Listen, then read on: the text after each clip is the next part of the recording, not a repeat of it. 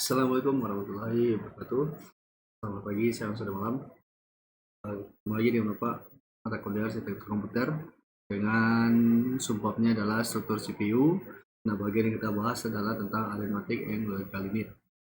Nah, arithmetic and logical unit ini letaknya pada CPU atau central processing unit atau disebut dengan prosesor. Jadi ini lanjutan dari video tentang struktur yang ada pada CPU. Kemarin Bapak sudah jelaskan bagaimana proses yang ada pada sebuah prosesor. Jadi ada istilah interupsi. Jadi sebenarnya ketika saudara melakukan proses klik pada mouse itu berarti menandakan bahwasanya ada interupsi yang diberikan kepada prosesor supaya bisa di request atau bisa dieksekusi sesegera mungkin. Nah, biasanya kecepatan dalam prosesor itu berpengaruh terhadap respon yang diberikan terhadap input yang saudara berikannya. Jadi kalau misalnya prosesornya agak lambat dalam menyelesaikan sebuah program, maka respon dari mouse pun juga akan terlambat. Contoh gampangnya ketika saudara main PUBG dengan laptop ataupun dengan PUBG dengan mobile. Nah, itu sudah bisa merasakan langsung efek dan dampaknya. Nah, kalau misalnya efek paling sederhananya adalah misalnya saudara melakukan penembakan terhadap objek atau musuh. Nah, kalau misalnya respon mouse-nya terlambat, maka saudara sudah mati lebih dahulu sebelum Anda menembak. Nah, itu juga merupakan salah satu pengaruh dari perangkat dari prosesornya. Nah, itu contoh sederhana yang bisa sudah temukan untuk proses yang ada pada prosesor. Nah, berikutnya kita akan membahas tentang arithmetic and logical unit. Nah, berhubung karena ini sangat dasar sekali dan berhubungan dengan PTI, maka Bapak tidak mengulang lagi untuk proses konversi bilang biner. Tapi Bapak akan melihatkan bagaimana proses yang ada dalam prosesor terhadap kode biner, ya bilangan biner dengan proses yang ada pada prosesor. Nah, perlu Bapak ingatkan kembali bahwasanya yang kita bahas itu adalah tentang central processing unit. Central processing unit. Nah, ini letaknya di dalam prosesor ya. Nah, ini letaknya pada prosesor. Ya. Jadi yang namanya model ini bagiannya. Nah, jangan lupa bahwasanya di dalam apa namanya central processing unit itu kemarin Bapak sudah jelaskan juga bahwasanya arithmetical unit itu terdiri dari status flag, shifter, dan komplementer serta arithmetic and logical boolean. Nah, ini yang harus kita dasari dahulu sehingga kita mempunyai persepsi yang sama terhadap materi yang akan Bapak sampaikan. Satu lagi, untuk materi ini dikhususkan untuk programmer ya. Ini dikhususkan untuk programmer. Kenapa? Karena Anda akan menggunakan Anda akan menggunakan sejumlah data dalam bentuk mengolah data dalam bentuk konversi bilangan atau setelah dia dieksekusi. Nah, biasanya setelah dieksekusi itu programnya akan diterjemahkan ke dalam bahasa biner. Nah, bedanya adalah ketika saudara menggunakan bahasa pemrograman tingkat tinggi, itu sudah ada penerjemahnya sebelum dia benar-benar dipasang pada sebuah komputer. Artinya ada interpreter atau penerjemah atau pengeksekusian sebelum dia akan digunakan. Nah, ini biasanya sudah berlaku pada pemrograman yang berbasis net, ya seperti VBNet, PHP, jQuery dan sebagainya. Nah, itu sudah berbasis net framework. Nah, itu sudah ada di dalamnya penggunaan data atau konversi data di sana. Nah, lebih gampangnya sudah tinggal lihat saja tipe-tipe data yang digunakan terhadap pemrograman tersebut. Nah, nanti bisa Bapak jelaskan kenapa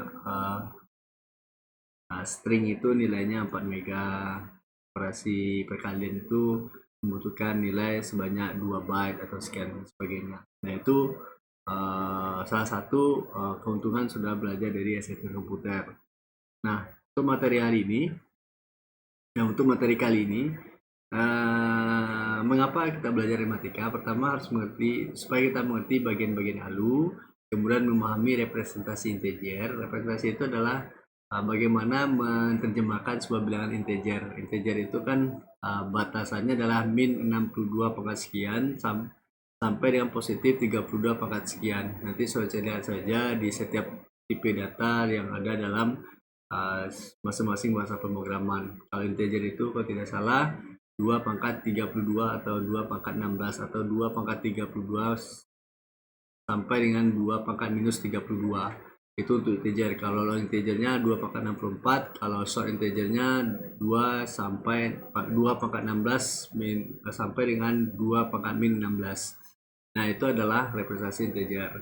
Kemudian memahami cara operasi penambahan, pengurangan, perkalian, dan pembagian dengan representasi integer. Nah, kemudian untuk representasi floating point, Bapak kalau tidak salah ini sudah dibahas pada mata kuliah sistem pengurusan metode pengarsipan dan akses. Biasanya ini sudah dijelaskan ya. Bapak ragu nih apakah ini sudah dijelaskan atau ini sudah pernah diperkenalkan di materi saudara sebelumnya tentang cara penambahan, pengurangan, dan pembagian representasi floating point. Floating point itu ada bilangan berkoma, misalnya 0,01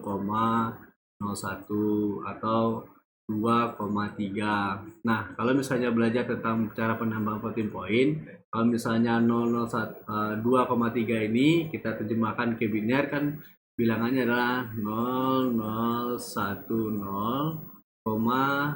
nah 3-nya ini ada cara bagaimana cara mendapatkan 3 dalam bilangan berkoma. Nah, itu cara disebut dengan memahami representasi floating point. Nah, Bapak cukup untuk membahas tentang representasi integernya saja. Ya, integernya saja. Cukup sampai situ saja. Ya. Nah, ini sekedar pengetahuan saja supaya nanti saudara atau apa belajar kode biner ini padahal kan tidak ketemu yang salah ya. Ternyata kalau Anda seorang programmer itu sangat berpengaruh sekali. Nah, yang pertama adalah tentang kode biner. Nah, data huruf itu akan dirubah menjadi kode ASCII. Jadi, dari kode ASCII inilah dirubah menjadi bilangan biner. Jadi, semua yang ada pada keyboard, gampangnya ya, semua yang ada di keyboard itu akan dirubah menjadi kode ASCII.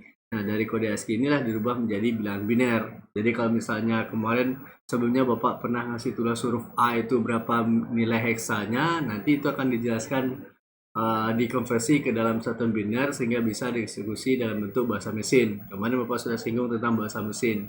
Bahasa mesin itu lebih dekat ke bahasa pemrograman assembler. Assembler itu nanti bilangannya dalam bentuk kode biner.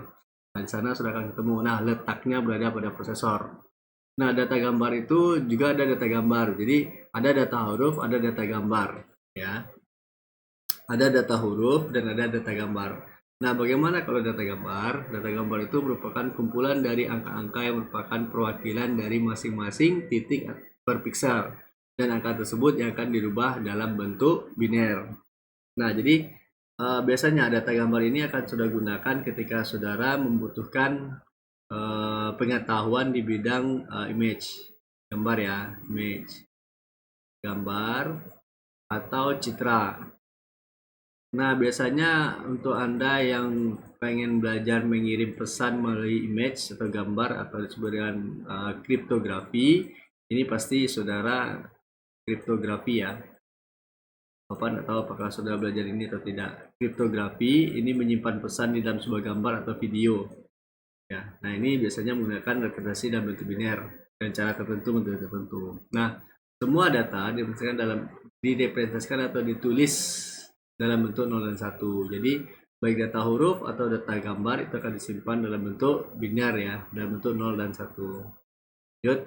Nah, bagaimana proses pengkodian dalam biner? Ada sebagian besar operasi yang ada di dalam proses komputer itu adalah operasi aritmetika. Apa saja operasinya? Ya, secara umumnya yaitu penambahan, pengurangan, perkalian, dan pembagian. Ini adalah operasi dasar. Kemudian data yang bagaimana yang dioperasikan? Yang pertama adalah data berupa data angka. Nah, data angka ini digolongkan menjadi dua. Yang pertama bilangan bulat, integer, dan bilangan pecahan atau floating. Kalau bulat itu dari 2 pangkat 32 sampai dengan 2 pangkat 32. Nah, ini masing-masing bahasa pemrogram mempunyai definisi berbeda untuk menandakan integer, tapi maksudnya sama ya. Bilangan bulat itu dari bilangan negatif sampai dengan bilangan positif. dengan batasan tertentu. Oke. Nah, bilangan pecahan atau floating itu ada bilangan berkoma 0,001, 0,02 dan lain sebagainya ya. Nah, bab ini yang akan dipelajari adalah data integer. Bapak akan mengerjakan data integer saja yang dibesarkan dalam bentuk biner. Kemudian bagaimana cara data tersebut akan bisa dibesarkan secara aritmatik. Oke. Nah, ini yang bisa dioperasikan dalam sebuah ALU. Nah, kemudian kenapa harus belajar ALU ya? Pertama yang dipahami adalah semua operasi aritmatika itu dilakukan oleh ALU. Saudara belajar bahasa pemrograman dan kemudian di dalamnya ada operasi penjumlahan, pengulangan, pembagian. Nah, itu letaknya di ALU. Nah, kemudian ALU sendiri adalah Arithmetic Logical Unit yang merupakan bagian dari prosesor yang berfungsi membentuk operasi-operasi aritmatika dan logika terhadap data. Ya, apakah semua proses data di sini? Apakah semua proses ada di sini? Nah, semua komponen CPU lainnya dari komponen proses komputer secara keseluruhan berfungsi yaitu membawa data ke ALU untuk diproses dan mengambil lagi hasil proses dari ALU. Nah, biasanya kalau misalnya ada berhubungan dengan biasanya membawa data ke ALU untuk diproses dan mengambil lagi hasil proses dari ALU ini merupakan fungsi dari semua komponen. Ya, jadi kalau ada yang mau diproses ya datanya diambil dari eksternal dari prosesor. Kemudian nanti kalau udah selesai nanti kembalikan lagi ke eksternal prosesor, baik itu udah ke main memory atau ke modul input output. Oke. Kemudian bagaimana representasi proses? Nah, biasanya diawali oleh control unit. Ya, control unit. Kemudian nanti control unit akan memberikan perintah. Ya, akan memberikan perintah. Kemudian nanti data yang akan dibutuhkan simpan di register. Kemudian nanti akan direpresentasikan di ALU atau diterjemahkan. Kemudian nanti akan dikembalikan ke register. Ya, pertama diambil dari register.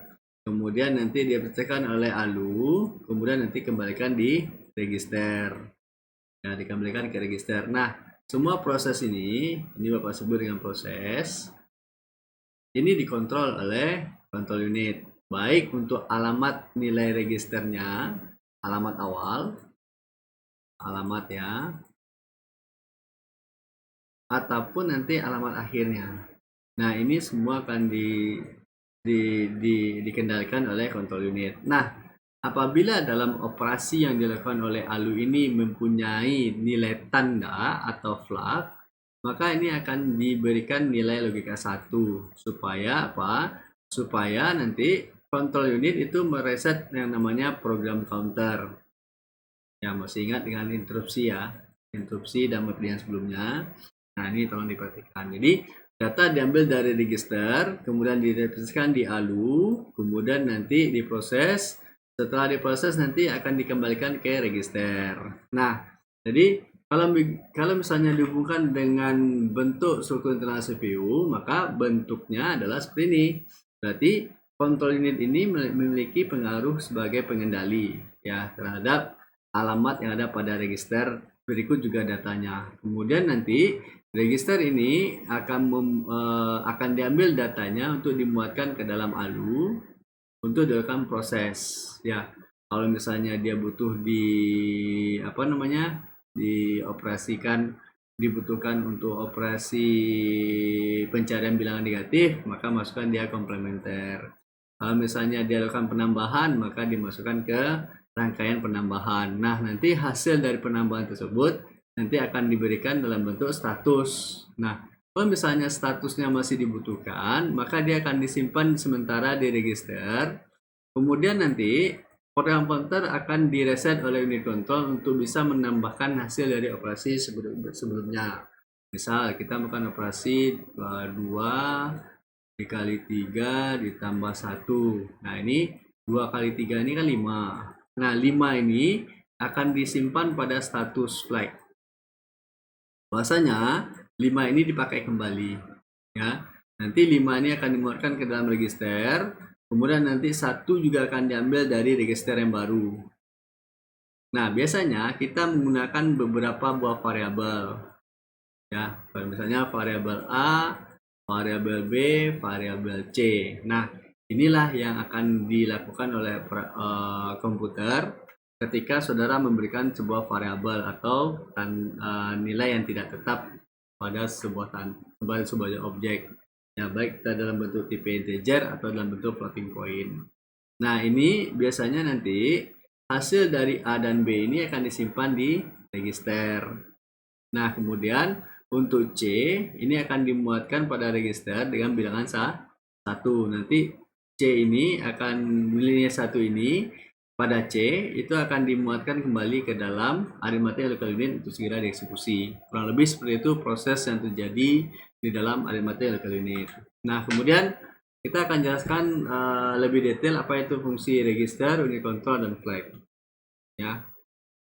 Nah, semua proses ini baik register, unit control, dan flag itu semuanya melalui bus internal CPU. Berarti dia hanya ada di dalam bus internal saja. Nah, apa yang disebut dengan register? Register adalah tempat menyimpan data sementara dalam CPU selama proses eksekusi. Apabila terjadi proses eksekusi, dalam register dikirim ke ALU untuk diproses. Nah, hasil eksekusi nantinya diletakkan ke register kembali. Jadi tetap saja yang namanya register.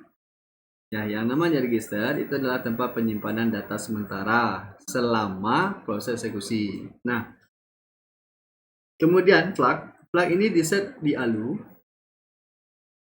sebagai hasil dari suatu operasi. Ya, sebagai hasil dari suatu operasi.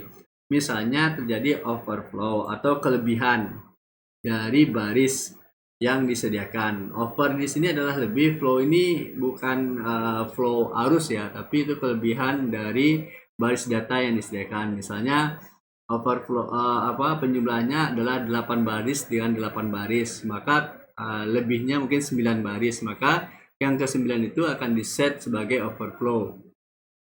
Ya, yang hasil komputasinya berarti melampaui panjang register tempat flag disimpan. Oke, kurang lebih seperti itu. Misal mobil itu kalau misalnya muatnya 14, rupanya setelah murid ada misalnya gampangnya gini. Ada 2 buah TK yang akan melakukan perjalanan pariwisata dengan menggunakan 1 bus. Bus tersebut muatnya mungkin hanya bisa 32 atau misalnya 30. Sedangkan murid TKA itu 15, TKB itu adalah 16. Nah, ketika dia dimasukkan ke dalam bus, maka akan berlebih 1. Nah, 1 itu akan diset sebagai overflow, bahwasanya dia harus dimuatkan ke tempat yang lain. Nah, itu contoh sederhana untuk penggunaan flag atau tanda pada ALU. Ya. Kemudian unit control ini akan menghasilkan sinyal yang akan mengontrol operasi ALU dan pemindahan data ke dan dari ALU. Ya, sesuai yang Bapak sampaikan tadi, unit control ini adalah sebagai pengendali baik data baik untuk mengontrol operasi ALU atau perpindahan data dari ALU ke dari ke dan dari ALU. Ya. Nah, untuk berdasarkan data integer, maka sistem bilangan dengan radix yang berbeda ya. Jadi untuk bagaimana menuliskan integer, biasanya sistem bilangan dengan radixnya berbeda. Misalnya biner itu kan pangkat 2, oktal itu pangkat 7. Biner itu berbasis 2, oktal itu berbasis 7, desimal berbasis 10, heksadesimal berbasis 16 ya. Nah, kemudian ada alasan mendasar kenapa bilangan biner dipilih untuk mekanisme representasi data instruksi. Jawabannya adalah yang pertama, komputer secara elektronik hanya mampu membaca 2 kondisi sinyal. Yang pertama ada sinyal atau ada tegangan. Yang kedua adalah tidak ada sinyal atau tidak ada arus listrik yang mengalir. Nah, untuk masalah sinyal dan atau tegangan ini sudah bisa cek nih. Sudah punya PSU. PSU itu ada yang 5 volt, ada yang 16 volt. Nah, biasanya 5 volt ini untuk ground, untuk bilangan 0. 16 ini untuk 1. Biasanya dipakai seperti itu. Jadi, kalau misalnya pada PSU saudara yang ini tidak ada, ini biasanya tidak bisa jalan. Nah, kalau yang baru sekarang PSU-nya sudah lebih canggih lagi. Ya, sudah lebih canggih lagi daripada yang jadul yang masa zaman Bapak dahulu. Ya, biasanya diambil dari tegangan seperti ini untuk merepresentasikannya. Ya. Nah, 2 kondisi tersebut ini digunakan untuk menentukan bilangan dan kode-kode biner. Nah, level tinggi yaitu ada tegangan itu sebagai representasi bilangan 1, sedangkan level terendah atau tidak ada arus sebagai representasi bilangan 0. Ya. bukan 0 ya, tapi level terendah, berarti 5 volt atau tertinggi 16 volt. Oke.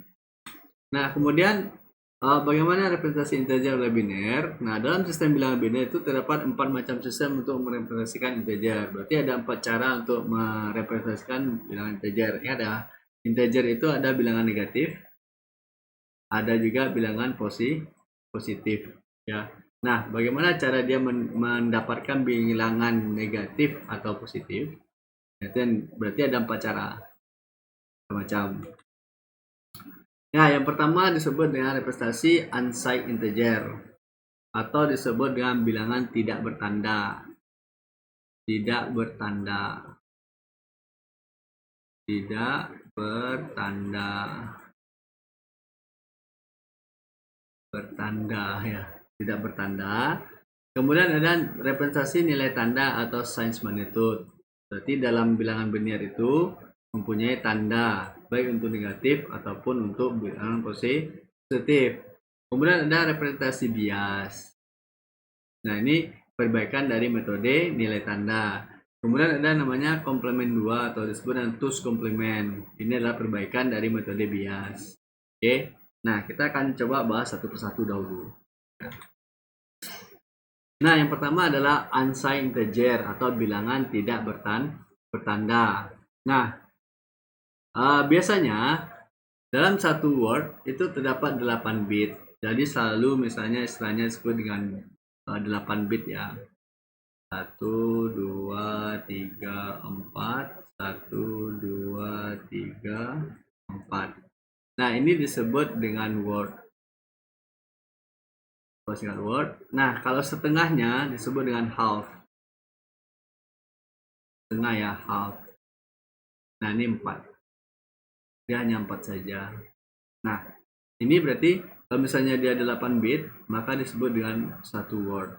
Nah, untuk keperluan penyimpanan dan pengolahan komputer diperlukan bilangan biner yang terdiri di atas adalah bilangan 0 dan 1. Nah, satu word bit dapat digunakan untuk menyatakan bilangan desimal 0 sampai dengan 255. Nah, ini juga sudah berarti dalam 8 bit ini, ya ini disebut dengan satu word. Nah, biasanya jumlahnya adalah 255 ya. Jadi kalau misalnya satu semua nih, kalau dia satu semua, berarti nilainya adalah 255. Apa rumusnya? 2 10 kurang 1. Ya, ini sudah pernah Bapak singgung di materi error correction dan cache memory. Ini sudah Bapak praktekkan. Jadi silakan nanti dilihat lagi ya sebelumnya. Nah, rumusnya adalah sigma ya. Ini Bapak silakan salah terjemahkan sendiri. Bapak takut salah sebut nih. Nah, ini formula yang digunakan dalam unsigned integer. Oke. Nah, apa kelemahannya? Kelemahannya ini hanya dapat menyatakan bilangan positif saja. Kemudian sistem bilangan ini tidak bisa digunakan untuk menyatakan bilangan integer negatif. Jadi artinya untuk representasi integer itu hanya bisa bilangannya positif saja. Misal, bagaimana cara mendapatkan nilai positif 65 desimal? Ya, 65 desimal. Maka biasanya gunakan cara 65 bagi 2. Ya, 65 bagi 2 berapa nih? Ini 3, ini 2, sisa 1. Ya. Kemudian bagi 2 lagi. 32 bagi 2. Berapa nih? 32 bagi 2. 32 bagi 2 ini 1, ini 6. Berarti sisa 0. Bagi 2 lagi. Berarti ini 8. Bagi 2 lagi. Dan seterusnya. Nah, cara paling gampangnya adalah 2 pangkat n 2 pangkat n kurang 1. Berarti ini disusun nih berdasarkan ini. Ya. 1, 2 pangkat 0, 2 pangkat 1, 2 pangkat 2, 2 pangkat 3. Berarti ini kan 4 buah nih. 1, 2, 3, 4. 2 pangkat 4, 2 pangkat 5, 2 pangkat 6, 2 pangkat 7. Nah, ini dicek lagi. 2N pangkat 1 itu bagaimana caranya di video sebelumnya. Oke. Yang sudah memperhatikan video Bapak ya selamat. Anda tidak perlu lagi ngulang ini. Nah, ini kita pangkatkan. 2 pangkat 0 ya 1. 2 pangkat 1 ya bilangan itu sendiri. 2 pangkat 2 4. 2 pangkat 3 8. 2 pangkat 4 16. 2 pangkat 5 32. 2 pangkat 6 64. 32 64 128. Nah, bagaimana cara mendapatkan bilangan positif 65 dengan cara ini? Caranya adalah berapa tambah berapa dari bilangan ini yang hasilnya adalah 65, maka berikan tanda 1. Paham ya? Berapa tambah berapa dari bilangan ini yang hasilnya 65, maka berikan 1. Nah, berarti gunakan nilai yang paling tinggi, yang cenderung mendekati dengan nilai yang dicari. Ya, di antara nilai yang 65 ini, maka yang paling mendekati itulah 64. Maka gunakan 64 sebagai patokan pertama. Nah, kemudian berapa lagi? Berapa tambah berapa yang hasilnya adalah 65. Berarti tambah 1. Ya, tambah 1. Nah, berarti sisanya adalah 0, 0, 0, 0, 0, dan 0. Berarti bilangan positif untuk 65 adalah ini. 0, 1, 0, 0, 0, 0, 0, 1. Nah, itu caranya ya. Nah, kalau misalnya Pak kebetulan itu Pak. Oke, baik. Bagaimana kalau misalnya mendapatkan nilai 57 positif? Oke, 57 positif. Nah, 57 positif sama saja. 1, 2, 4, 8, 16, 32, 64, dan ini Bapak tulis di bawah ya, 128. Oke, 57 itu berapa tambah berapa? Jadi 64. Kalau 57 itu tambah berapa dari bilangan ini? Oke. Nah, kalau misalnya 57 ini, kalau dipakai 64 dia berlebih. Berarti pakai 32. Nah, 32. 32 tambah 16 berapa? 48 ya. Ya, 48. Coba cek. Ini 48. Berarti 32 tambah 16 sama dengan 84. Nah, tambah berapa lagi? 48 ditambah 8. 8 tambah 8, 16. Tambah 1. Ya, jadi 56. Dia 57. Berarti 32 tambah 6 tambah 8 tambah 1. Supaya dia menjadi 57. Ya, 57.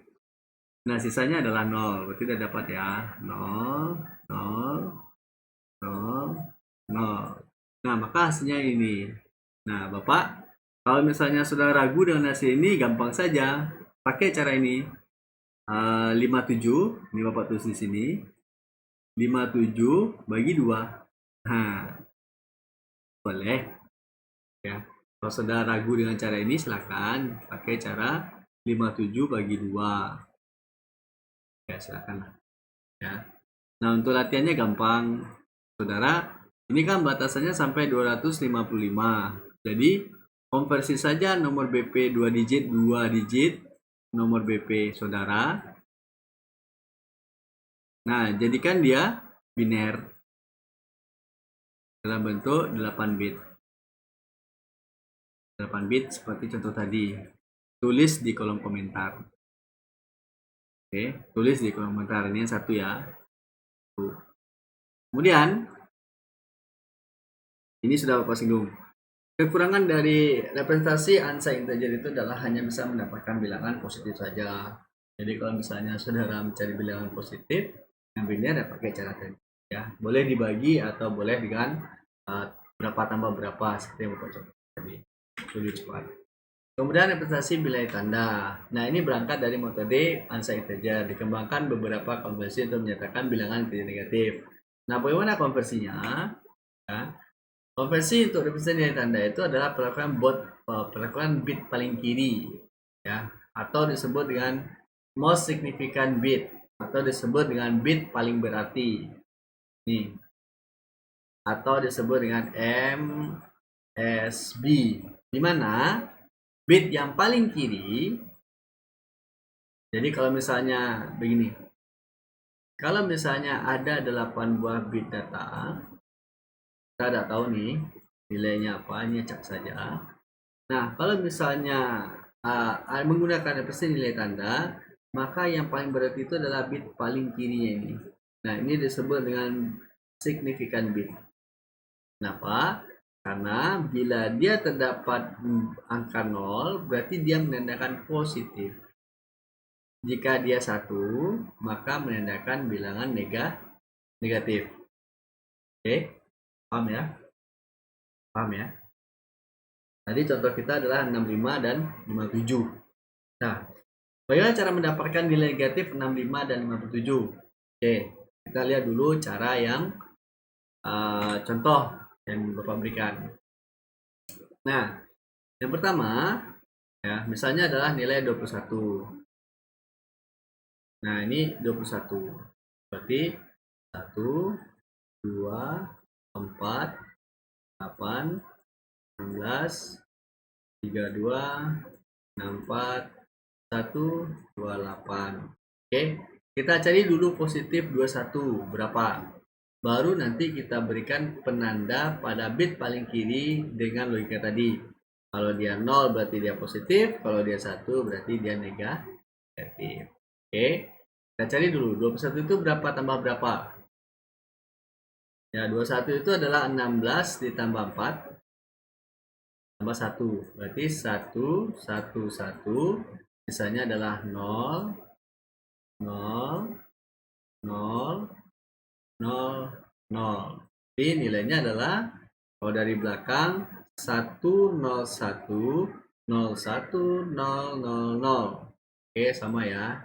Nah, jika dia ingin dirubah menjadi bilangan negatif, maka ganti saja bit ini menjadi 1. Jadi, dari 1, 0, 1, 0, 1, 0 menjadi 0, 1. Nah, ini menjadi tanda negatif. Oke, ini contohnya. Oke, ini dasarnya. Ini Bapak bersihkan dulu, supaya sudah tahu. Jadi tadi udah ada ya, 1, 2, 4, 8, 16, 32, 64, 1, 28. Nah, kalau yang saudara tidak suka dengan cara ini, boleh 21 bagi 2. Nah, ini ditulis hasilnya di sini. Kalau misalnya dia tidak berlebih, berarti ini jadi 1. Kalau dia habis dibagi, berarti jadi 0. Nah, itu aja. Silakan lanjutin cara ini ya. Nah, berarti kalau misalnya dia 21, ya berarti 16 tambah 4 tambah 1. 16 tambah 4, 20. Tambah 1 berarti 21. Nah, bagaimana contoh yang tadi, Pak? Boleh kita pakai 65 misalnya ya. Ini Bapak hapus itu. Nah, ini boleh sudah pakai. Misalnya bagaimana cara mencari 65 negatif? Nah, kita cari dulu positif 65. Tadi sudah didapat. Positif 65 itu adalah 64 ditambah 1. Misalnya 0. Nah, berarti untuk positifnya ini dikasih 0. Oke ya. Nah, kalau udah cara ini, cara sebelumnya tidak berlaku lagi. Cara sebelumnya yang unsigned itu, yang tidak bertanda itu tidak berlaku lagi. Maka cari perbaikannya dalam metode ini. Nah, bagaimana cara mendapatkan nilai negatif 65? Ya udah, ininya sama, 1, 0, 0, 0, 0, 0, 1. Ininya 1. Nah, ininya 1. Nah, ininya 1. Nah, ini berarti memberikan tanda negatif. Mana kalau misalnya dia 57. Oke, kita ganti dia dengan 57. Coba lagi. Oke, 7. Oke, 7 ya. Ini 57. Berapa nilai negatifnya? 57. Tadi 57 itu adalah 32, 16, 8 tambah 1. Ya, tambah 1. Ini 0, 0, 0, 0. Oke, maka bilangan negatifnya adalah 1, 0, 1, 1, 1, 0, 0, 1. Ya, 0, 1. Ini dia. Nah, bagaimana kalau misalnya Anda cobakan dengan kita cobakan dengan nomor BP. Nah, ini nomor BP saudara. Berarti cari positif nomor BP saudara dahulu, 2 digit ya. Nomor BP, baru bisa mendapatkan negatif nomor BP saudara. Gimana caranya? Ya, itu tadi 1, 2, 4, 8, 11, 32, 64, 1, 28. Oke. Kalau dia positif, ini 0, ini negatif, ini menjadi 1. Terserah nih, isinya jadi apa. Tergantung dari 2 digit nomor BP saudara. Saya akan tulis di kolom komentar ini untuk nomor 2-nya, oke? Ya, ini untuk nomor 2. Jadi tadi sudah ada bilangan positifnya dan bilangan negatif. Nah, ini adalah formula yang digunakan untuk representasi nilai tanda. Ya, formulanya ya ini. Sigma N pangkat 2, kemudian I sama dengan 0 di pangkat 2 pangkat I dikali A kurang A pangkat 1. Ya, nah, maka jika A ke N kurang 1 sama dengan 0 dan N sama dengan min N kurang 2, sigma I sama dengan 0 kali 2 pangkat I kali A pangkat I. Nah, jika A ke N-nya sama dengan N1. Nah, apakah ada kelemahan? Ternyata ada pola kelemahan dari representasi nilai tanda. Kenapa? Karena adanya bit penanda sebelah kiri ini. Sehingga untuk angka 0 ini mempunyai 2 acuan. Jika dia 0 semua itu adalah 0. Kalau ini 0 semua ditambah 1, ini juga menandakan dia adalah 0 negatif. Berarti ada 2 nih, ada 0 positif dan ada 0 negatif. Padahal gampangnya untuk bilangan integer itu adalah sudah pernah belajar garis ini kan. Ini positif, ini negatif, ya. Ini garis X, ini garis Y. Nah, ini dominannya positif-positif, ini dominannya adalah negatif positif, ya ini negatif positif, ini adalah dominannya adalah negatif positif juga, ya ini negatif positif, dan ini dominannya adalah negatif. Oke, kembali ya. Nah, dalam kuadran ini, Bapak nggak tahu nih apa namanya di matematika. Nah, ini tidak ada yang namanya 0 positif atau 0 negatif, tidak ada. Yang ada itu cuma 0. Seperti ini garisnya jadi ngambang seperti ini. Berarti ada jeda. Nah, ini tidak boleh. Berarti dalam lokasi integer atau dalam penggunaan bilangan integer, maka dia harus 1 nolnya. Nah, ininya harus nolnya cuma 1. Ini adalah untuk negatif, ini adalah untuk positif. Maka ini harus diperbaiki. Ya. Karena ada perbedaan tanda ini. Nah, kemudian ada namanya representasi bias. Ya, biasanya digunakan untuk menyatakan eksponen atau bilangan pemangkat pada representasi bilangan pecahan. Nah, representasi bias ini ternyata untuk mengatasi permasalahan pada bilangan bertanda yaitu positif 0 dan negatif 0. Dan seperti yang Bapak sampaikan tadi. Tetapi, representasi bias ini lebih dominan. Ini untuk menyatakan eksponen atau bilangan pemangkat pada representasi floating point, bilangan pecahan. Nah, dengan begitu dapat menyatakan bilangan bertanda yaitu dengan mengurutkan bilangan negatif paling kecil yang dapat dijangkau sampai bilangan positif yang paling besar yang dapat dijangkau. Nah, ini biasanya digunakan untuk bilangan pecahan. Ya. Nah, contoh dalam bilangannya biasanya diurut. Jadi kalau misalnya dalam 8 bit data ini biasanya akan diurut untuk mendapatkan positifnya misalnya 127. Kalau sebelumnya itu nilainya adalah 0, sekarang jadi 1. Ya, coba cek. Kalau misalnya sudah lihat pada materi sebelumnya. Nah, ini 127 ini didapat dari 1, 2, 4, 8, 16, 32, 64. Ya. Nah, berarti ini 128 ya. Nah, untuk biasanya ini dikasih tanda minus balik. Berarti untuk mendapatkan nilai positif 127, maka ini dikasih 1. Sisanya dijumlahkan. Ini 64 tambah 32 tambah 16 tambah 8 tambah 4. Terus ini nilainya adalah 127. Nah, berarti nilai 127 ini akan dianggap positif jika dia di ujungnya diberikan 1.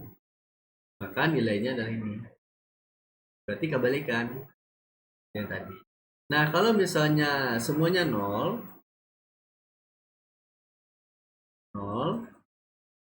ya maka 0. Nah, ini dianggap sebagai bilangan positif. Jadi, bias itu adalah kebalikan dari nilai sebelumnya, ya.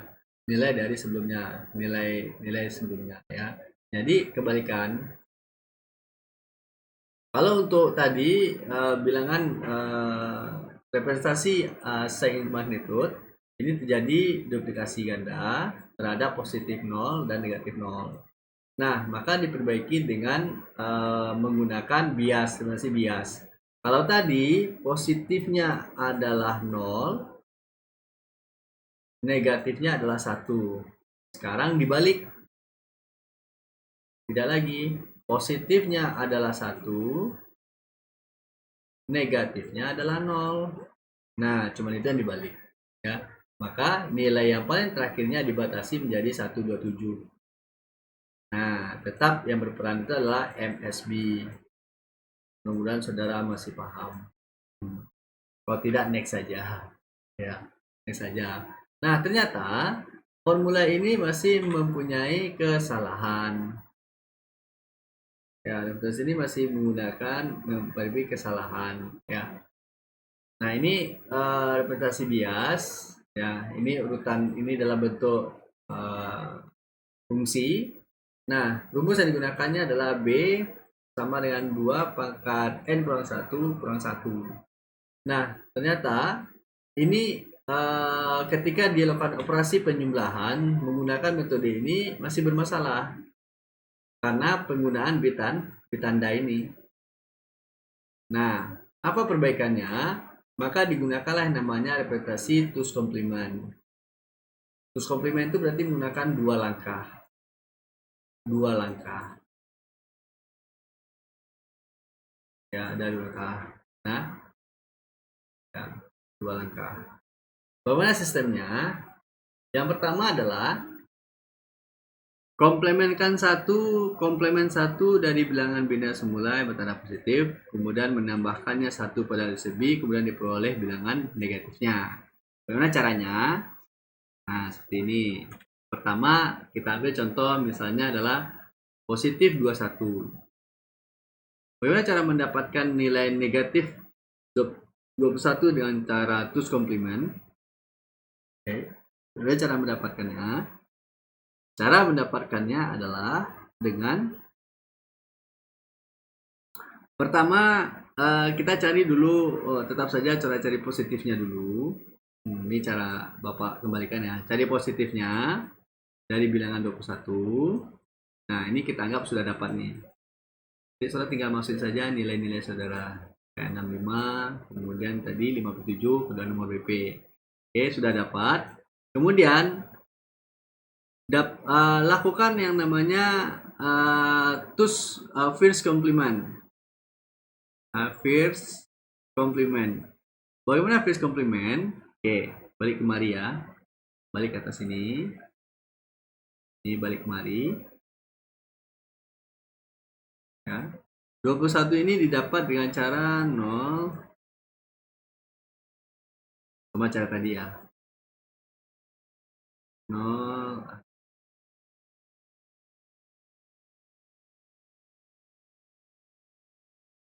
01 01 01 ya, 01. Nah, lakukan first complement. First complement. Apa tandanya? Ubah dari 1 jadi 0, 0 jadi 1. Balik. Ini 0, 1 jadi 0, 0 jadi 1.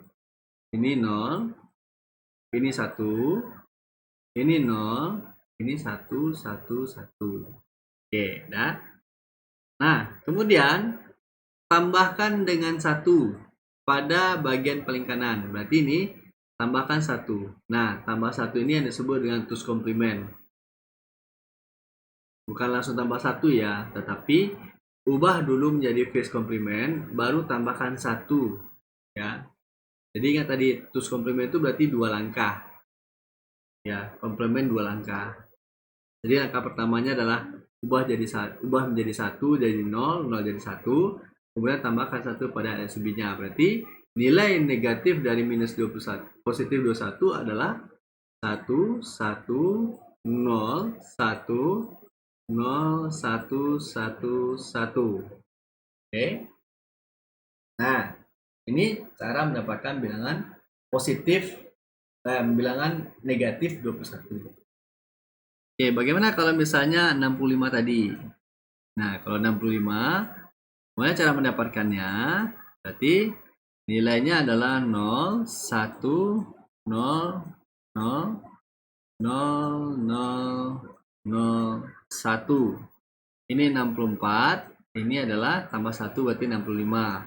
Lakukan first complement. First complement berarti nilainya adalah ini 0, ini 1, 1, 1, 1, 1, 0, 1. Lakukan tus complement. Langkah keduanya, yaitu tambahkan 1 pada LSB atau least significant bit atau bit yang tidak berarti. Ini 1, ini 1, ini 1, ini 1, ini 1, ini 1, ini 0, dan ini adalah 1. Ya. Nah, ini dia. Ini adalah 1. Jadi kalau sudah nggak kelihatan, susah juga nih. Ya. Nah, berarti ini adalah cara yang paling sederhana untuk bisa mendapatkan bilangan negatif ya, dengan cara tus komplement. Oke, ini masih belum mengerti ya. Nah, ini Bapak kembalikan, tapi maaf ya kalau di sini agak hancur berantakan. Oke, yang pertama 57. Ya, 57. Nah, ini cara mendapatkannya adalah 1, 2, 4, 8. Nah, itu dia tuh. Oke, Bapak bikin dulu nih. Dia. Oke, Bapak gunakan dulu. Bapak tulis dulu di sini. 1, 2, 4, 8, 16, 32, 64, 128. Nah, oke. Berapa tambah berapa? Oke. Berapa tambah berapa dari bilangan ini? 1, 2, 4, 8, 16, 32, 64, 128. Ini yang hasilnya 57. Ya, berarti nilainya adalah ya 50 itu berarti 32 ditambah 16 ditambah 8 ditambah 1, sisanya 0. Oke, 0, 0, 0, 0. Oke, kemudian lakukan yang namanya first complement. Oke, lakukan yang namanya maaf ya, lakukan yang namanya first complement. Ini Bapak tulis dulu first complement. Apa itu first complement? Ya, first complement adalah merubah tanda 1 menjadi 0, 0 jadi 1. 1 jadi 0, 0 jadi 1. Jadi ini konversi aja nih. Ini jadi 0, ini jadi 1, 1. Nah, kan. Nah, di sini. Kacau beliau ya. Oke, sini aja ya. Maaf ya. Sudah nggak kelihatan. Ini 0. Yang sederetan ini mudah-mudahan sudah kelihatan ya. Ini 1, ini 1, ini 0, ini 0, ini 0, ini 1, ini 1. Oke. Ini satunya yang ini satunya yang ini, ini, dan ini, serta ini. Oke. Kemudian lakukan tools komplement, yaitu tambah 1. Maka nilainya adalah 1, 1, 1, 0, 0, 0, 1, 1. Oke. Nah, ini adalah tanda negatif dari 57. Ya. Bagaimana cara mengeceknya? Lakukan lagi first complement. Cara ngeceknya gampang. Dari bilangan ini ya, tetap lakukan yang namanya first complement. Lakukan first complement dahulu, kemudian lakukan tools complement. Baru nanti hasilnya akan sama dengan bilangan positif sebelumnya. Oke, itu caranya. Nah, coba Anda bikin ini yang ketiga, tulis di kolom komentar nomor BP Anda. Nah, 2 digit saja. Nomor BP. Oke, nomor BP-nya ya. Jadi, gimana cara mendapatkan bilangan negatif dari 2 digit nomor BP terakhir? Tulis di kolom komentar ya. Oke, lanjut. Ya. Nah, ini contoh dari tulis komplement. Ya, ini cara yang sudah didapat tadi. Ini hasilnya sama juga, tidak ada masalah. Nah, ini bagaimana kalau misalnya konversi panjang bit berlainan? Misalnya yang kita gunakan itu cuma 4 bit, sedangkan yang disediakan itu adalah 8 bit. Ya, ini contoh. Ini negatif 3 bit, ini 4 bit, ini adalah 8 bit. Ya. Nah, ini kalau misalnya dalam bentuk 4 bit, ini nilainya. Kalau bentuk 8 bit, ini nilainya. Ya. Nah, bagaimana caranya? Nah, prosedur di atas ini tidak berlaku untuk integer negatif dalam komplement 2. Nah, dalam metode komplement 2 berlaku aturan pindahkan bit tanda ke posisi paling kiri yang baru dan mengisi dengan salinan bit tanda.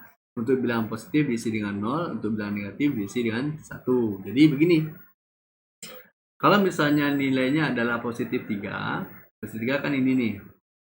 Maka bilangan yang paling pinggir ini kita pindahkan dia paling ujung, kemudian diikuti dengan tanda 0. Jika dia positif. Oke, Bapak ulangi lagi. Nah, Bapak ulangi lagi. Oke. Ya. Ini untuk bilangan 3 ya. Bilangan 3. Ya, bilangan 3 ini 3 positif. 3 positif ini kita bikin dalam bentuk 4 bit. Sedangkan yang disediakan adalah 8 bit. Maka bagaimana caranya? Maka bit yang paling kiri ini kita pindahkan ke paling ujung ini. Kita pindahkan ke paling ujung. Ini taruh bawah. Panahin ke bawah. Ambil panahnya di bawah. Nah, bit paling kiri ini kita pindahkan ke paling ujung. Sisanya diikuti dengan bit yang sesuai dengan tanda positif. Udah, itu aja. Kalau dia negatif, nah ingat ya, ini tidak berlaku untuk integer negatif. Ya, ini tidak berlaku untuk integer negatif. Ya. Jadi, cara gampangnya bagaimana? Lihat tanda paling ujung ini. Tanda paling kiri atau disebut dengan MSB, most significant bit. Ini berarti tanda untuk negatif. Pindahkan dia ke paling ujung seperti ini, diikuti dengan tanda negatif. Sampai sini aja. Nah, makanya ini tidak berlaku untuk bilangan negatif. Nah, jadi Bagaimana perbandingan antara bilangan desimal dengan menggunakan representasi nilai tanda, komplement 2, dan bias. Nah, ini silakan Anda lihat tabelnya. Kemudian Anda buktikan sendiri apakah benar isi tabelnya seperti ini. Ingat, kalau nilai tanda, kalau positif dia adalah 0, kalau negatif dia adalah 1. Ya. Nah, hanya kalau menggunakan metode bias, maka tidak ditemukan dan komplement 2 dan bias itu tidak ditemukan yang namanya negatif 0. Maka yang ada itu adalah hanya positif 0 saja. Ya. Nah, ini berarti dimulai dari sini awalannya. Nah, ini perbandingannya. Kalau menggunakan nilai tanda, maka yang ada itu adalah negatif 0. Sedangkan untuk komplement 2 itu tidak ada. Ya. Bias juga tidak ada. Nah, bias ini kebalikan dari nilai tanda. Kalau dia positif, maka nilainya adalah 1. Kalau dia negatif, maka nilainya adalah 0. Nah, sedangkan kalau untuk komplement 2, maka dia adalah perbaikan dari nilai tanda. Jadi untuk bilangan positifnya menggunakan 0, negatifnya menggunakan 1. Jadi kebalikan nih. Kalau misalnya di komplement 2 nilainya 111, maka di biasnya adalah 0111. Jadi terbalik ya. Seharusnya komplement 2 dahulu baru dengan bias. Tapi kenapa Bapak dulukan bias daripada komplement 2? Karena bias ini dilakukan pada operasi pecahan. Pecahan atau disebut dengan floating point. Oke. Oke, Bapak rasa cukup dulu untuk pertemuan kita kali ini. Kita akan lanjut dengan materi tentang penjumlahan dan pengurangan, ya, aritmatika integer. Oke. Nah, tadi sudah ada 3 komentar yang sudah tulis. Anda sudah memperhatikan materi Bapak kali ini. Oke. Bapak rasa cukup dulu untuk pertemuan kali ini. Mudah-mudahan saudara masih betah dengan materi yang Bapak sampaikan. Bapak ucapkan terima kasih. Assalamualaikum warahmatullahi wabarakatuh.